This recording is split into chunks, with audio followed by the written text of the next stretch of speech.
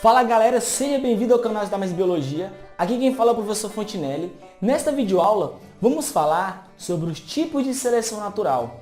Lembrando que o Charles Darwin é o autor da teoria da seleção natural e ele propôs que os seres vivos mais bem adaptados sobrevivem ao ambiente. E nesta aula vamos falar sobre os tipos de seleções naturais, os tipos de seleções que podem ocorrer dentro da natureza. E como você sabe que o nosso canal, o objetivo deles é ser rápido, simples e objetivo, vamos logo direto para o assunto. Sem enrolação aqui, o assunto é direto. Galera, é o seguinte, Charles Darwin propôs que os seres vivos são selecionados pelo meio ambiente dependendo das suas características, ou seja, os seres vivos mais bem adaptados tendem a sobreviver ao ambiente. Não é o mais forte, mas sim o mais adaptado ao determinado ambiente.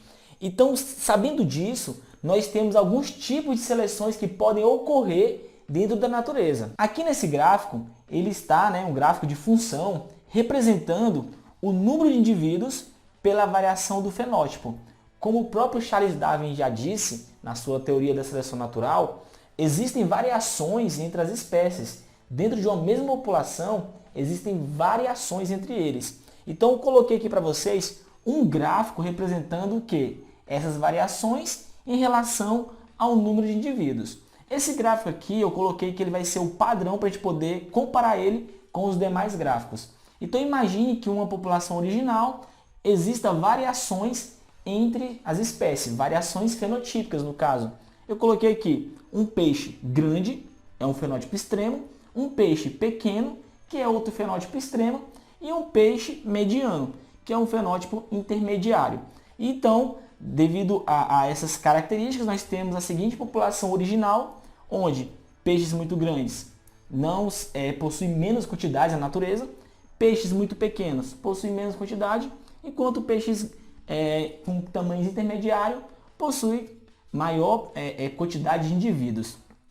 Como funciona a seleção natural dentro de uma população original? Nós temos três tipos de seleções naturais. Nós temos a seleção direcional, nós temos a seleção estabilizadora e nós temos também a seleção disruptiva. O que vai acontecer, galera? Essa seleção direcional é a seleção mais usada para explicar a questão da adaptação e evolução das espécies. É o tipo de gráfico mais usado para explicar a seleção natural. A seleção direcional, como o próprio nome já diz, ela seleciona os indivíduos para um fenótipo extremo, como por exemplo aqui, o peixe muito grande, o peixe intermediário e o peixe muito pequeno. Os fenótipos extremos são os fenótipos que estão nas pontas, os que têm menores quantidade. Nesse caso, a seleção direcional vai direcionar ou para o peixe muito pequeno ou para o peixe muito grande, já que o fenótipo intermediário é o que tem maior quantidade. Vou dar um exemplo para vocês de seleção direcional que acontece na natureza. Eu vou usar o exemplo do peixe. Em certos peixes, em certas regiões do Brasil, existe pescas através de rede e algumas regiões, inclusive, elas vivem, a economia gira ao redor da pesca. Dependendo da rede que o pescador for usar, uma rede tiver a malha muito pequena ou se tiver a malha muito grande, ele vai acabar selecionando esses indivíduos, ou seja, ele vai direcionar a seleção para um desses fenótipos extremos.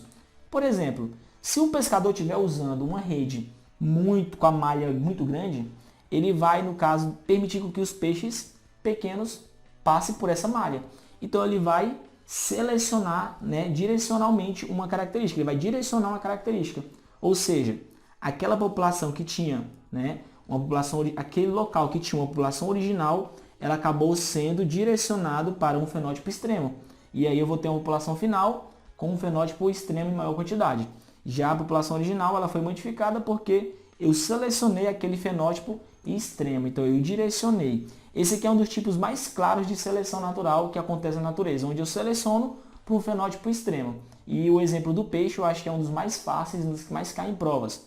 Ou se ele usar uma malha muito pequena, ele vai pegar praticamente todos os peixes, mas se ele usar uma malha muito grande, ele vai pegar apenas os grandes e vai direcionar essa característica, vai direcionar a seleção para uma determinada característica. Já a seleção natural estabilizadora, Como o próprio nome também já diz, né? Ele vai estabilizar um fenótipo. No caso, ele vai estabilizar, ele vai selecionar aquele fenótipo intermediário. Diferentemente da direcional, que seleciona um fenótipo extremo, a estabilizadora ela vai selecionar um fenótipo intermediário. Então, aqueles fenótipos extremos têm mais dificuldade de sobreviver no ambiente. Nesse caso, o fenótipo intermediário é aquele que é o mais adaptado para aquele local. Um exemplo de seleção natural estabilizadora é o que acontece, por exemplo, com os bebês, né? Com o bebê.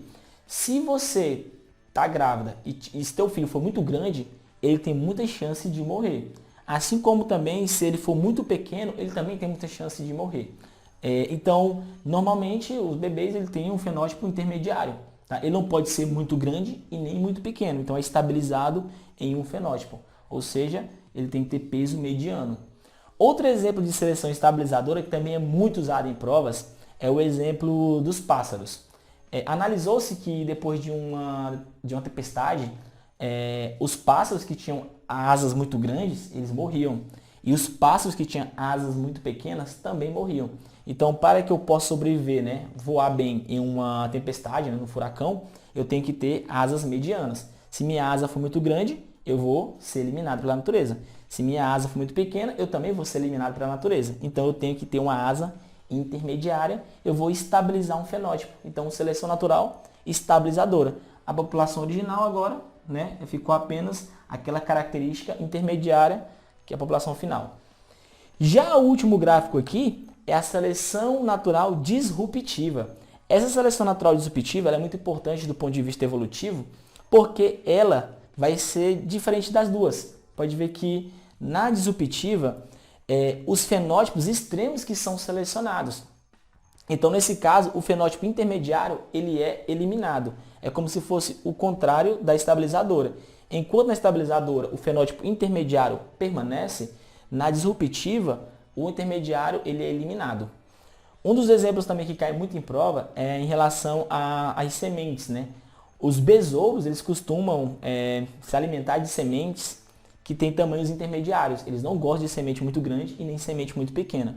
Então, aquelas sementes que têm tamanhos intermediários é as que são usadas pelos besouros para se alimentar. E elas acabam sendo eliminadas. Então, quem permanece na natureza vai ser os fenótipos extremos. Do ponto de vista evolutivo, esse tipo de seleção ela é muito importante. Porque, segundo os evolucionistas, é esse tipo de seleção que vai dar origem, no caso, a duas espécies depois no futuro.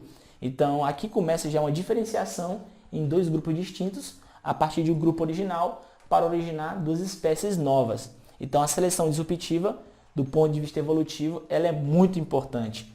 E, por último, eu trouxe um bônus para vocês, que é a seleção sexual. A seleção sexual, eu coloquei aqui, como o próprio nome também já diz, né? É muito interessante porque o nome diz tudo, disruptiva porque gera uma separação.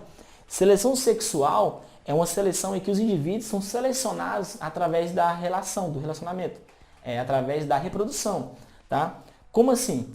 Por exemplo, alguns indivíduos, eles acasalam com determinados machos se eles tiverem algo. Por exemplo, aquela ave muito bonita, né, que é o pavão. O pavão, o macho que tem as penas mais bonitas, mais atraentes, mais coloridas, é o que vai ser escolhido pela fêmea para se reproduzir. Então existe uma seleção sexual através de características que atrai a fêmea ou que atrai o macho. Normalmente é o macho que atrai a fêmea. Alguns pássaros, né, eles têm que cantar, o pássaro que canta melhor vai ser selecionado pela fêmea. Alguns machos devem brigar, os machos que brigam, né, e conseguem vencer o outro é selecionado e vai ser escolhido pela fêmea. Alguns animais que possuem chifres, né, quem tem um chifre maior, que se exibe melhor, a fêmea vai escolher. Então é uma seleção através da reprodução. Então também um dos tipos de seleção natural. Então aqui eu não trouxe gráfico, mas é muito fácil entender. A fêmea ou o macho escolhe o outro parceiro devido a uma característica específica. Às vezes um canto, às vezes uma dança, às vezes uma cor. Então tudo isso também é levado em conta no processo de seleção. Então galera, olha só, para recapitular aqui, nós temos 4 tipos, né, de seleção: direcional, estabilizadora e disruptiva, e o bônus, né, que é a seleção sexual. Os 4 tipos são muito importantes para que ocorra a variabilidade genética e com certeza é um assunto muito importante que pode cair na sua prova. Muitos alunos não estudam, mas você que estuda, você vai se dar bem se ele vir na sua prova. Espero que vocês tenham gostado dessa aula. Se gostou, deixa o like, galera. E também se inscreva no canal, claro. Se ficou alguma dúvida, deixem nos comentários que eu vou estar respondendo vocês conforme as dúvidas forem surgindo. Obrigado, até mais e eu aguardo vocês na próxima aula, beleza?